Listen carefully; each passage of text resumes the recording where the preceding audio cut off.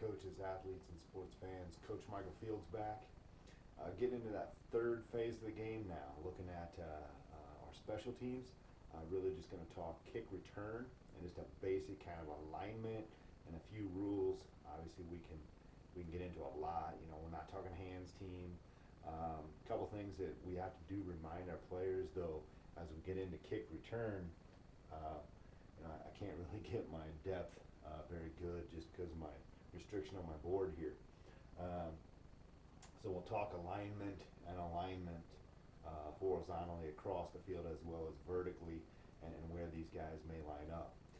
But some things as special teams coaches, as young coaches, or coaches of young players, whether that's youth, if you still allow kicking, a lot of youth leagues have gone away from it. I think it's a sad movement in football. I understand the safety concerns, so I accept it and move on. Middle school, I think we should be kicking when we're in 7th and 8th grade, even if it's a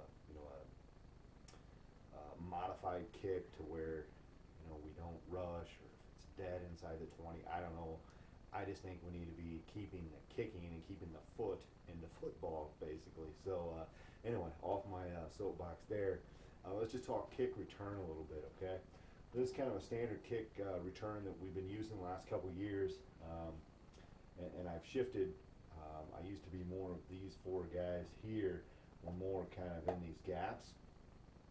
Now to get a better return, to get that kind of second wedge formed, I think having these guys a little deeper, and I'll explain. This is unrealistic from here to here. This is about as close as I get it. It's not proportional, obviously. So we'll start with the front five. Generally, these guys at the high school level are probably linemen. I recommend, tight ends, guards, guys who are fast, maybe even linebackers, just guys who can block, but guys who also have hands. Even though we're not talking hands team right now, we're talking just straight up kick return. I want to make sure if the other team tries to surprise me, these aren't big, no offense to offensive tackles, but we want guys who can cover the ball up and run with it a little bit.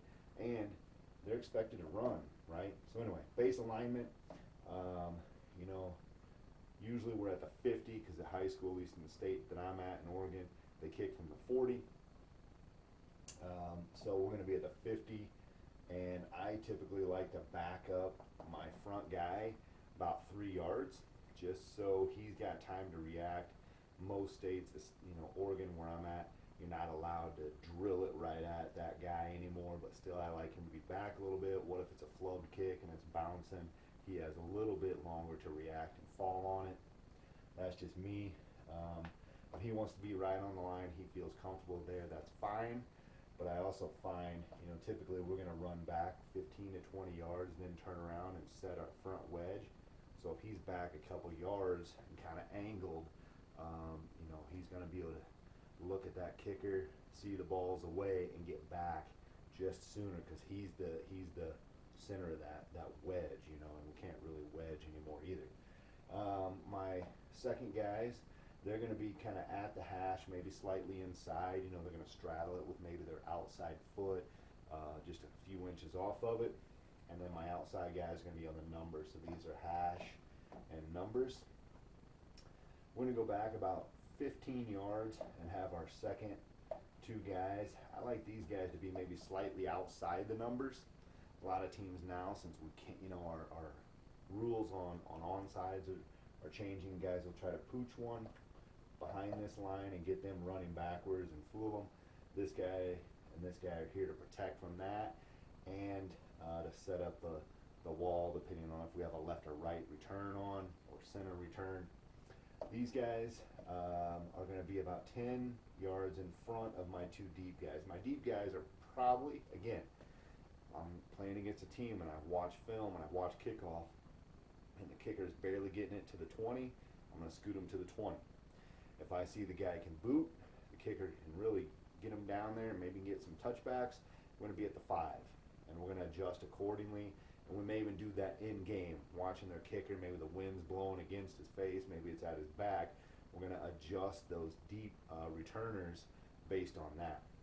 These guys typically are about 10 yards in front, maybe 12. again, we're going to play with that depending on what we're seeing on film, what we're seeing during the game.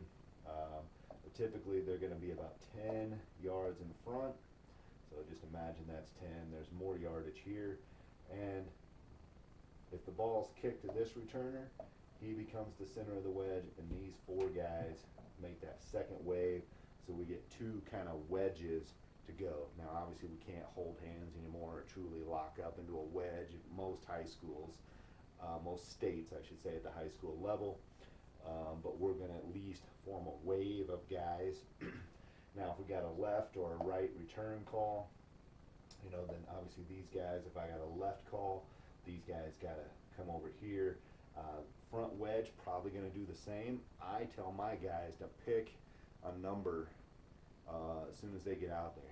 Okay, 86 is across me. I got 86. I got 86.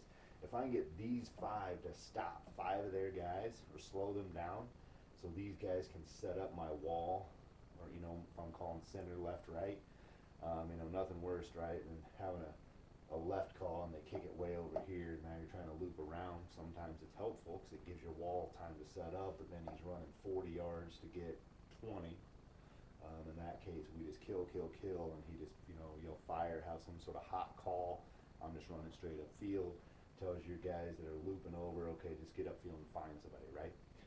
So anyway, just kind of a base alignment, some base rules. We typically sprint back 20 yards, turn around, find somebody. We want to stay about 4 to 5 yards between these guys. Again, I tell them, know who you're looking for, so when you turn around, all right, there's 86. He should be in this lane. We have an idea of where he's at.